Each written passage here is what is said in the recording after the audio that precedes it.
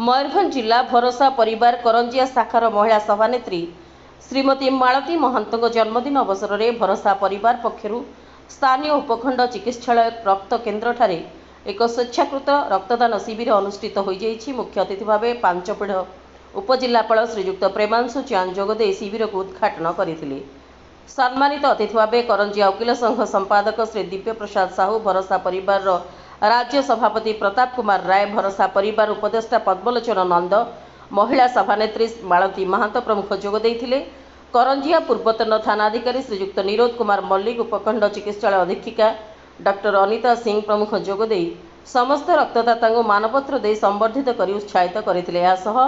विशेष सहयोग निमते सांबादिक श्री दिनेश दास, जितेन्द्र राज प्रमुख को मुख्य अतिथि श्रीजुक्त प्रेमांशु चांद, करंजिया वकील संघ संपादक श्री दिव्य प्रसाद साहू, भरोसा परिवार सभानेत्री मालती महांत, भरोसा परिवार राज्य सभापति प्रताप कुमार राय पक्षर संबर्धित करा।